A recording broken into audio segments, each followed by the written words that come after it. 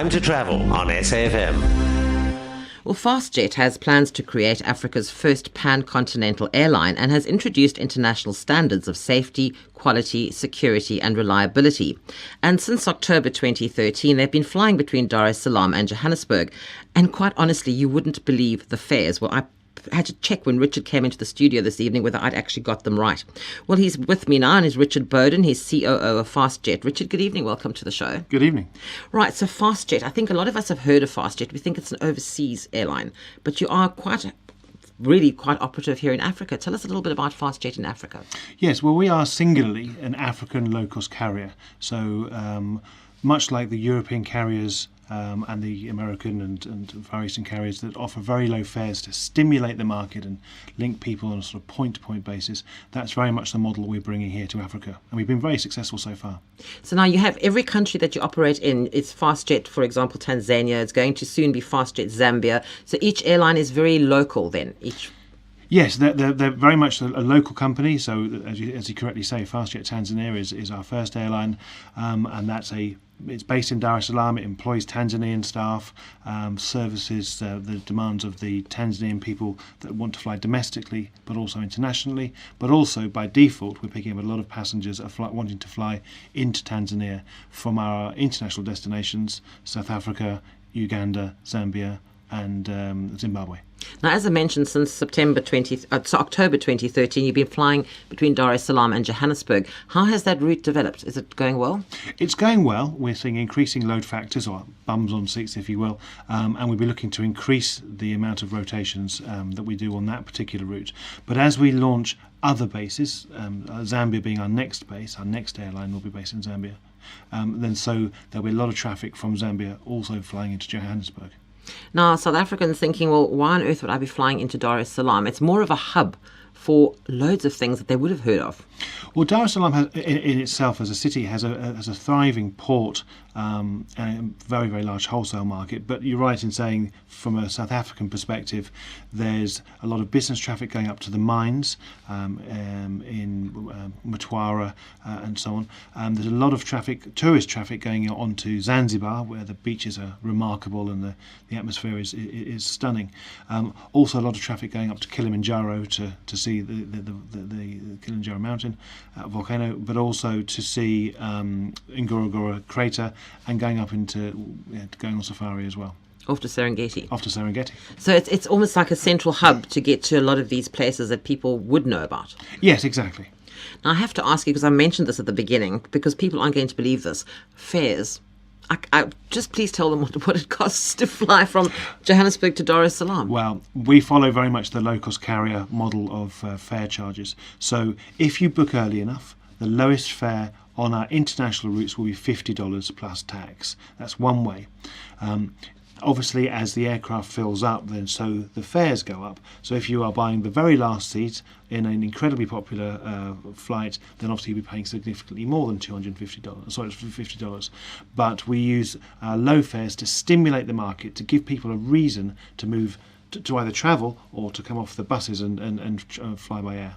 So I was looking at the website, and as an example, it was saying this. I think the fares start from this, from 1,188 Rand for a one-way ticket, and that includes all the government fees and taxes. That's correct. And I had to check that with you because I thought I'd maybe made a mistake there. No, that's absolutely because correct. Normally you get the price of the ticket, and then and you think, oh, that looks really good. Oh yes, but by the way, there's all these other taxes and airport taxes and this. But that 1,188 includes all the government fees and taxes, but that's the starting rate. It goes up from there. Exactly right. When you say book early, how long in advance should we be booking to get that sort of fare? Well, that varies by season. You'll appreciate that Christmas is a particularly popular time, so it's always best to book several weeks, if not several months in advance. But those low fares are regularly available 7 to 14 days before the date of departure. How often do you fly? Me personally? No, the flight from Dar es Salaam to Johannesburg. 3 times a week, and we're looking to increase that. Okay, so and are you any sort of plans to fly anywhere else in South Africa? Yes, and certainly when we launch our Zambia base, we'll be looking to fly to Cape Town as well.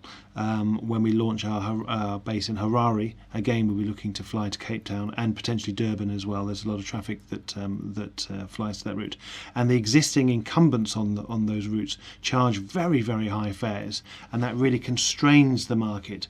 Whereas we want to turn that model on its head, use very low fares to stimulate that demand and give everyone an opportunity to fly. You were telling me something interesting before we came on air about people who'd never flown before and now are able to at these prices.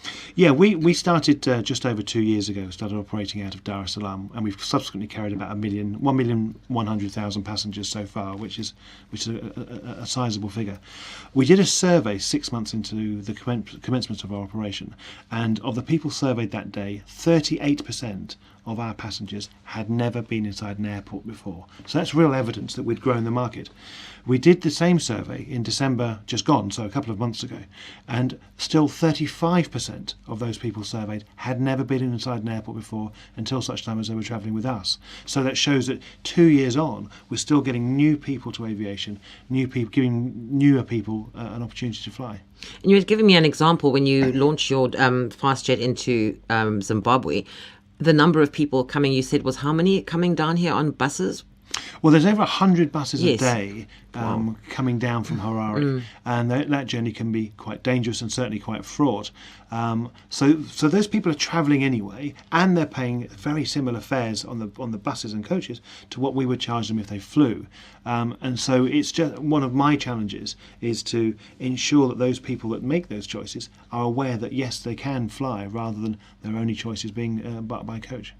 And you have I was looking at your website, some quite interesting things on your website. You've got something called Freighty. Tell me about Freighty. Yes, well, that really came about from myself and my colleague on our first flight from Harare to Dar es Salaam. And we chatted to the passengers, as we often do. And we came across lots of groups of women that were going to the wholesale market in Dar es Salaam. And basically, they owned shops selling children's clothes or shoes or what have you. And they were going to the wholesale markets in Dar es Salaam, collecting their goods, and then coming back by road with their goods they purchased. Now that journey by coach is 3.5 days. Wow. It's astonishing. So we said, well, how much do you carry? And they said, oh, I don't. Three big bags, probably 60 kilograms in total. So we said, okay, well, how about we put together what's called Freighty, which is we charge you $80 for 80 kilograms worth of goods, and that way you can fly back with us as well as just flying. Instead of just flying one way, and it's been very, very successful. And it's a good example of the way in which we've adapted the worldwide low-cost carrier model to fit the requirements of the African market. So you're basically listening to your consumers, to your Absolutely. customers. Yes, my other favourite example is Fish out of Mwanza. Mwanza is a city on the banks of Lake Victoria, and apparently the tradition is when you go to Mwanza, you come back with a small bucket of fish, fresh fish from the lake.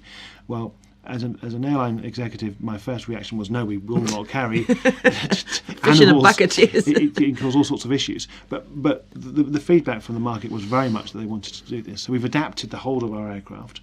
There's a chap at the airport that wraps up these pails of fish. And we've carried 40,000 pails of fish in 2 years. It's astonishing. That's incredible. So again, we've had to adapt our model. I don't think that you'll find another airline in the world that does that. It was a surprise, I can tell you. But that's a way in which we've had to adapt the model to fit the requirements of the local people. Gosh, I mean, so you really do take what your customers want seriously. Absolutely. And that just makes the whole experience that much more pleasurable because they're getting exactly what they want. Yeah, and we have a sort of a mantra, which is we want to democratise traffic in Africa. Air travel outside of South Africa, I have to say, in other parts of the continent, previously was only available to the rich and the famous, the politicians and so on, whereas we feel that air travel should be available to everybody. And so that's very much our quest, to democratise air travel and let more people fly. So you're basically opening up the continent, which is Absolutely. fantastic. Absolutely. It's really good. But there's lots of other things that you do as well. I mean, people can have a look at the website, but you also have something called Smart Class that launched last year, September. Yeah, that was, again, feedback from the market. We had people that said that we wanted a business class. And as a low-cost carrier, you simply don't do that. It adds a complication which basically has a negative effect on your internal costs.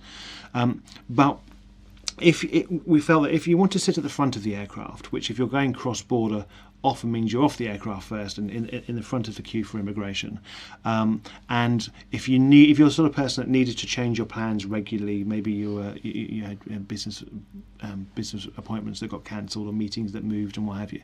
So we added into sort of a degree of flexibility, so you can change your tickets and date of travel to a certain amount. And we've offered that to the market, and again, it's been very, very successful. So it's a sort of pseudo business class. Obviously, we don't charge business class fares, but it does allow a certain type of customers to sit at the front of the aircraft, make changes to their travel arrangements without any penalty. Because normally that costs a fortune. You wouldn't believe what it costs you to cancel your flight or change it or something. It's always, you think, oh my goodness, it's really ridiculous. Yes, so we've tried to supply, if you like, a ancillary revenue stream for us as the airline, but something that the customer's looking for. And also your website, one-stop shop, because you can book car rental, you can book hotels, you can do all sorts of things on there other than just your flights. That's correct, yes. And that tends to appeal to people more from South Africa, the more sophisticated traveller that's used to booking hotels online and or make use of sort of parking arrangements beforehand.